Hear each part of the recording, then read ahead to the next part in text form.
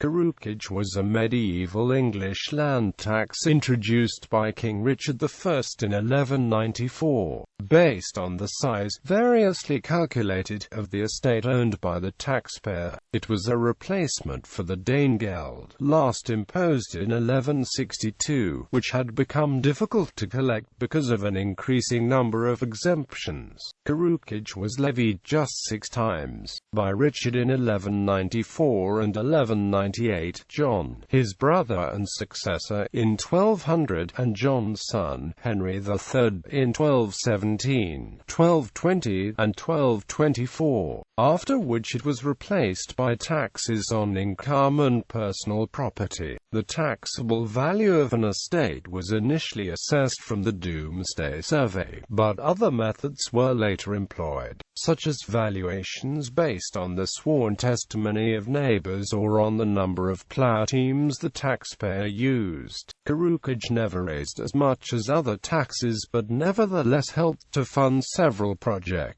It paid the ransom for Richard's release in 1194, after he was taken prisoner by Leopold V, Duke of Austria. It covered the tax John had to pay Philip II of France in 1200 on land he inherited in that country, and it helped to finance Henry III's military campaigns in England and on continental Europe. Carucage was an attempt to secure new sources of revenue in order to supplement and increase royal income in a time when new demands were being made on royal finances. Although derived from the older danegeld, Carucage was an experiment in revenue collection, but it was only levied for specific purposes, rather than as a regularly assessed tax.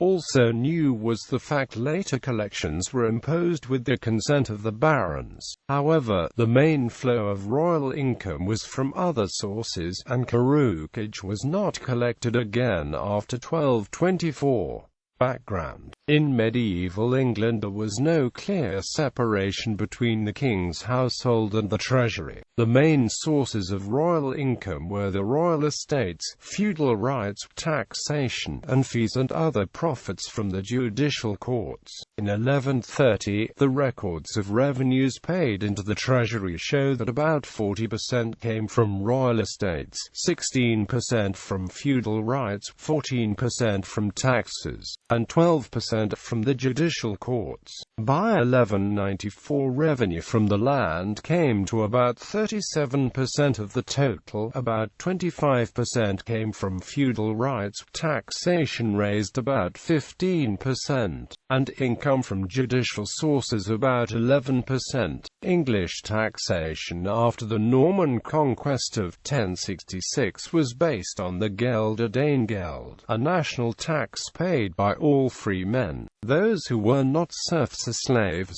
The geld was based on the number of hides of land owned by the taxpayer, and could be demanded by the king and assessed at varying levels without the need for consultation with the barons or other subjects. During King Henry I's reign, an increasing number of exemptions, and the difficulties encountered in collecting the geld, lowered its importance to the exchequer, the treasury of England. It is unclear whether the geld was collected at all during the reign of Henry's successor, King Stephen. Stephen's successor, King Henry II, collected the geld only twice, once in 1155 and again in 1161 to 1162.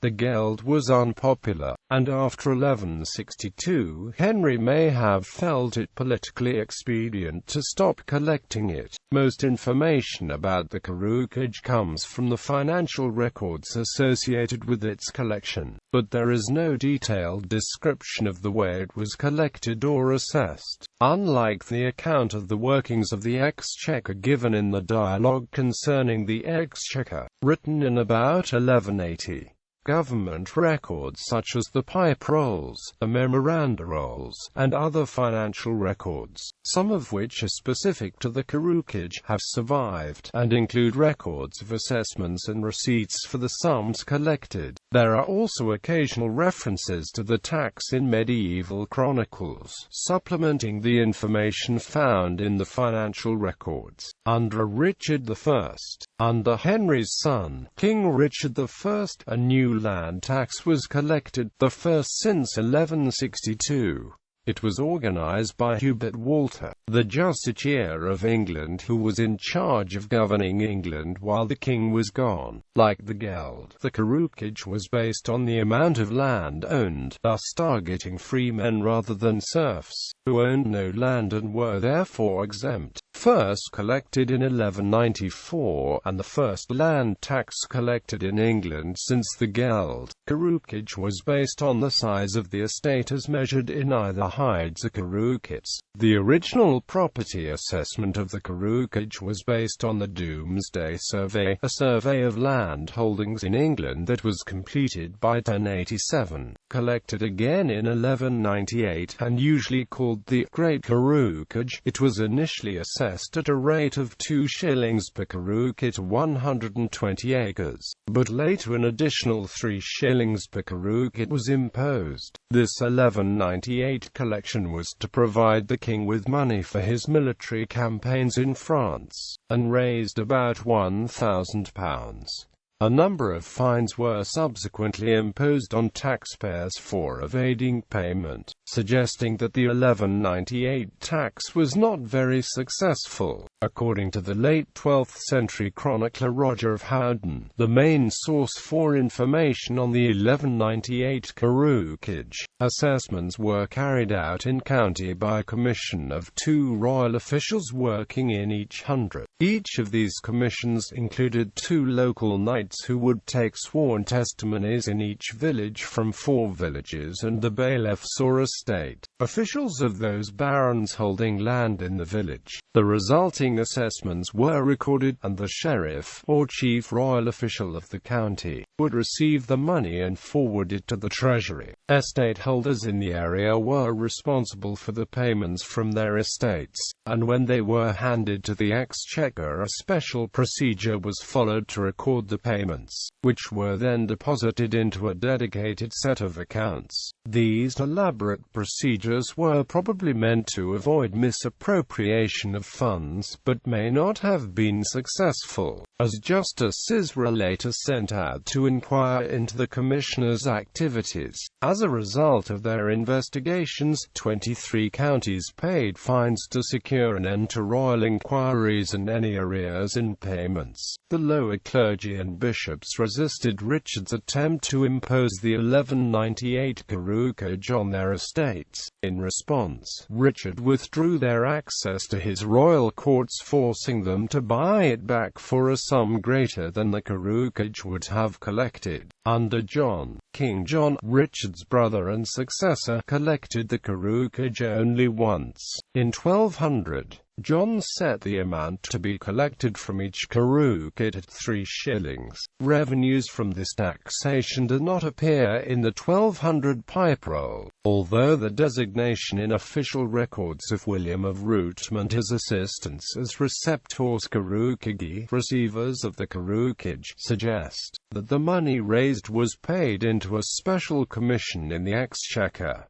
Whether lands were assessed by the system used in 1198 is unknown. The contemporary chronicler Ralph of Coggeshall noted that an order went throughout England by the justices of the king to collect the tax, which may imply that the king appointed justices to collect the tax instead of using the earlier system. The Carucage was raised in order to pay John's feudal relief, the payment to an overlord on inheriting lands, for his 1199 inheritance of lands in France. The relief had been set by King Philip II of France, John's overlord, at 20,000 marks. books. Estimates of the amount raised by this Carucage, about £3,000, are based on later revenues raised during the following reign. The Cistercian monasteries in the north of England resisted the tax, claiming that they were immune to taxation. John put pressure on them, as he was in the north when the tax was announced, but the various abbeys appealed to Hubert Walter, by then Chancellor. Walter secured from the abbeys the promise of a group payment of £1,000, but in June 1200 the king rejected the offer. In October, the king returned from Normandy and resumed pressure on the monasteries, ordering the confiscation of all Cistercian livestock on royal lands after 2 weeks if a settlement was not reached. At the end of November, through Walter's intercession, the king capitulated and agreed to a Cistercian immunity from this tax.